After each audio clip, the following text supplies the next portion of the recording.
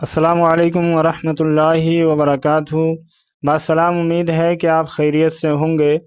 आज जिस मसले को लेकर के मैं आपके सामने हाज़िर हुआ हूँ, इस मसले की ज़रूरत हर किसी को पड़ती है। हर किसी घर में इस मसले की ज़रूरत है।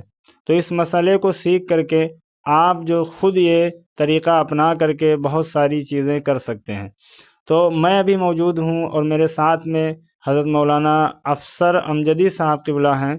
तो मैं इनसे सवाल करता हूँ कि हज़रत, क्या मय्यत को गुस्ल देने के लिए आलिम होना शर्त है, या फिर आम लोग भी मय्यत को गुस्ल दे सकते हैं?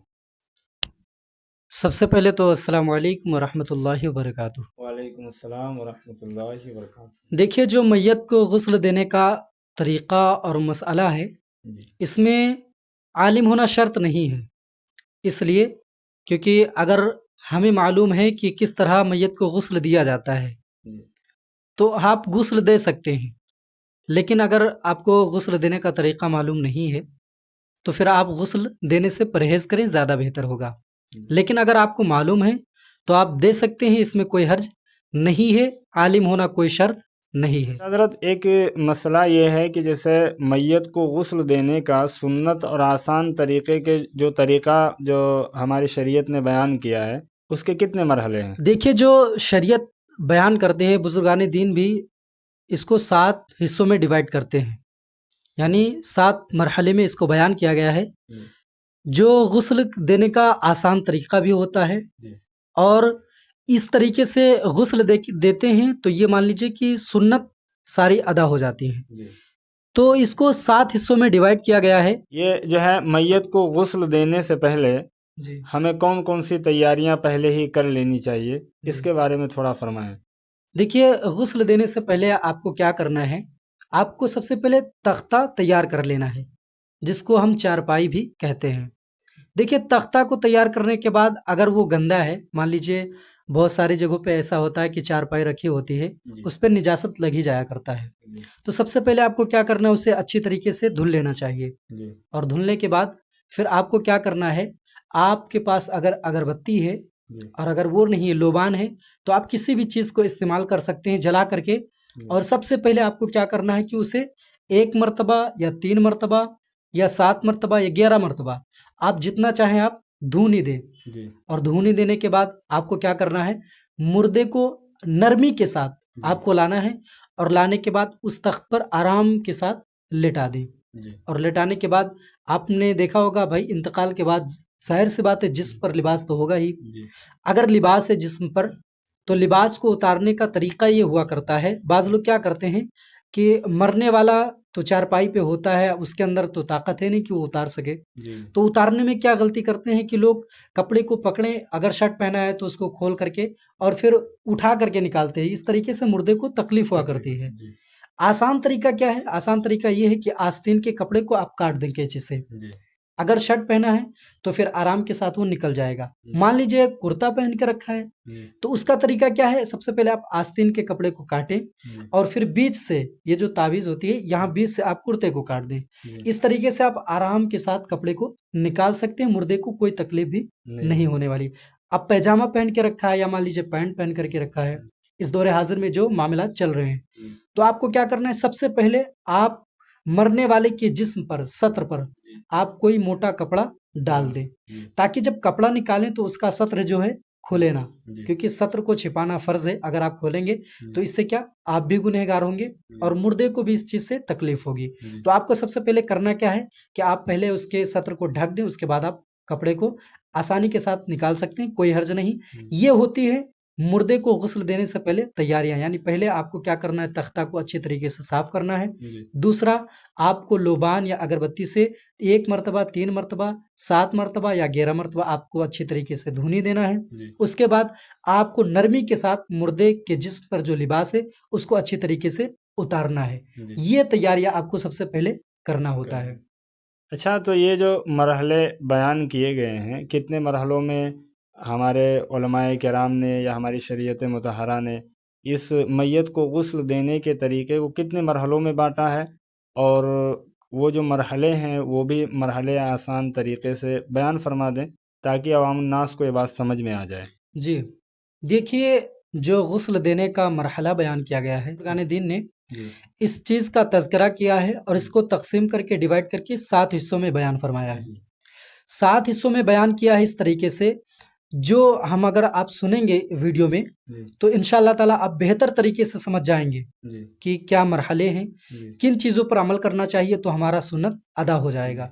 बाज़ लोग क्या गलती करते हैं कि सुन्नत पर ध्यान नहीं देते हैं जी और लोगों को इल्म नहीं होता है, जी क्योंकि बाज़ जगहों पे ऐसा होता है कि आलिम नहीं होते हैं, जी ठीक है? जी और नमाज़े जनाज़ा का जो मसला है, बाहर से आलिम बुलाए जाते हैं पढ़ाने जी का।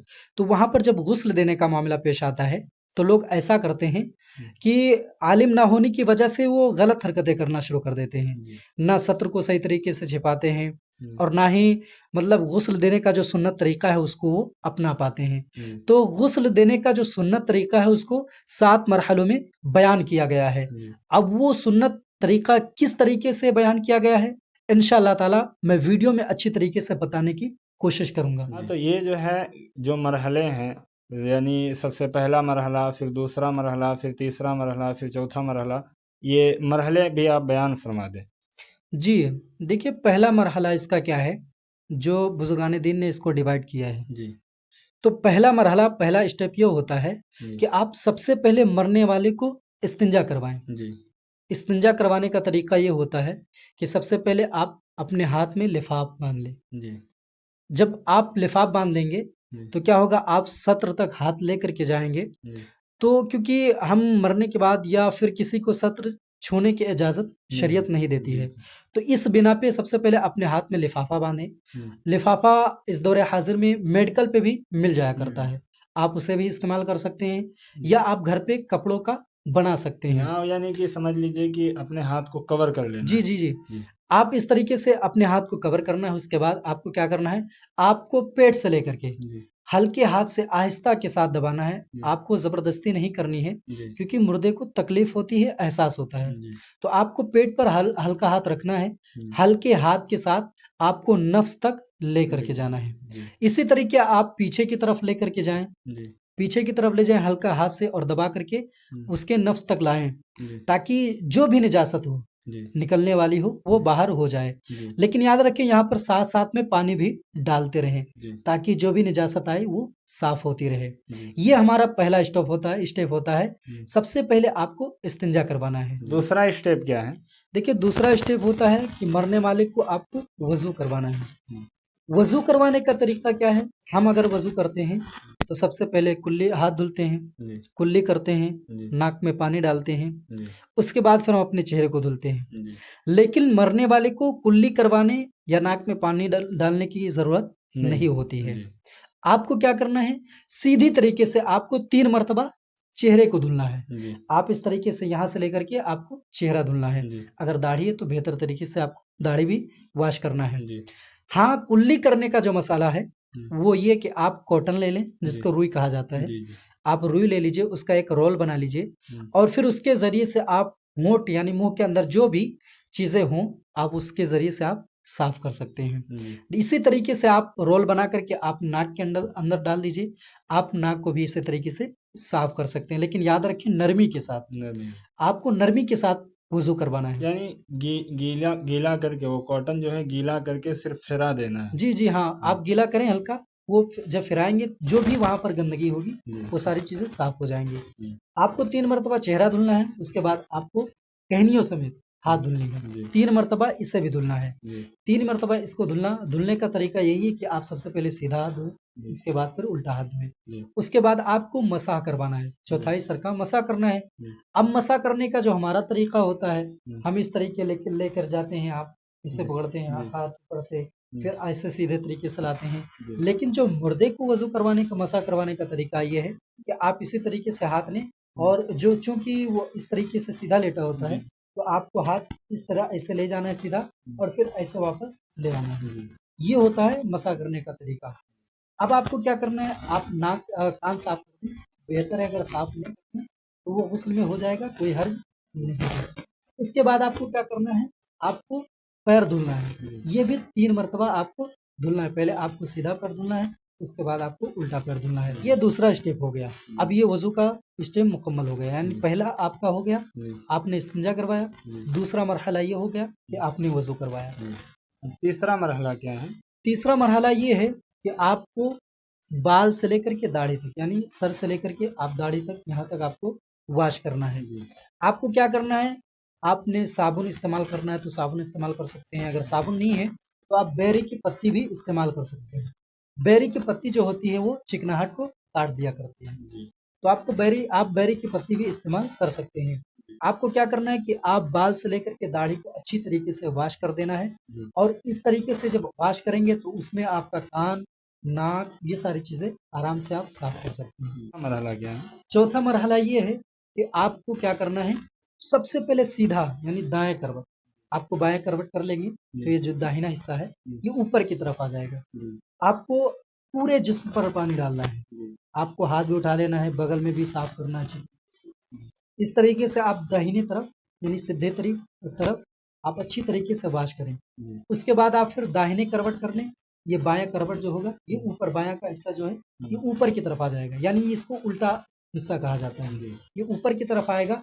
आपको इसे भी अच्छी तरीके से वॉश करना है, अच्छी तरीके से धुल लेना है, और आपको हाथ भी बाजू उठाना है ताकि अंदर भी सारी चीजें साफ हो जाए। ये होता है मतलब चौथा और पांचवा स्टेप। तो छठा स्टेप क्या है? छठा स्टेप ये है कि आपको फिर से दोबारा, आपने पहले इस्तिंजा करवाया था, इसी तरीके से दोबारा भी आपको इस्तिंजा करवाना है।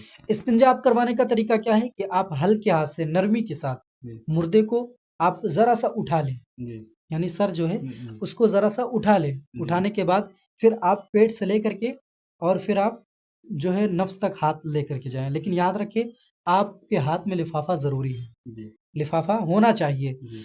अब जब आप इस्तिंजा करवाएंगे तो अब दोबारा वजू करवाना जरूरी नहीं है। आपने जो पहले वजू किया था वही वजू बरकरार रहेगा, अब वजू नहीं टूटेगा। तो आखिरी सबसे जो सातवां और आखिरी मरहला है वो क्या है? जी, आखिरी मरहला जो है वो क्या कि बाज लोग देखा जाता है कि लोग बाज़ जगहों पे कफूर का इंतजाम नहीं हो पाता है तो बेरी का पत्ती इस्तेमाल करते हैं, या अगर कफूर का इंतजाम है तो कफूर इस्तेमाल करते हैं। तो अगर बेरी हमारे पास है तो सबसे पहले आप उसको पानी में उबाल भी सकते हैं। अगर नहीं उबाल रहे हैं तो पहले पानी में आप डाल दीजिए। डालने के बाद आप उसी पानी से पूरे जिस्म को अच्छी तरीके से धुल दीजिए। अगर आपके पास कफूर है तो वही कफूर का पानी आप पूरे जिस्म पर अच्छी तरीके से डाल दीजिए। अब आपका गुस्ल मुकम्मल हो गया। ये होता है सुन्नत तरीका, और यही तरीका जो है सहाबाए किराम हुजूर ने भी अपनाया है, और इस तरीकों को जो है बुजुर्गान दीन ने इसको 7 मरहलों में बयान भी किया। ये सुन्नत तरीका होता है। माशाअल्लाह आपने समाअत किया कि बेहतरीन तरीके से हज़रत ने मैयत को गुस्ल देने का तरीक़ा जो हमारी शरीयत ने बयान किया है उसे आपके सामने रखा। मैं उम्मीद करता हूँ कि आप जो है इस तरीक़े से समझ जाएंगे कि मैयत को गुस्ल किस तरीक़े से दिया जाता है और कैसे आप मैयत को गुस्ल दे सकते हैं। उम्मीद करता हूँ कि आपने पूरी मुकम्मल वीडियो समाअत कर ली होगी, और इस वीडियो को सदक़े जारिया समझकर अपने दोस्तों अहबाब में शेयर ज़रूर करें ताकि आप भी इस तरीक़े को अपनाएं और आपके दोस्तों अहबाब भी इस तरीक़े को अपनाएं।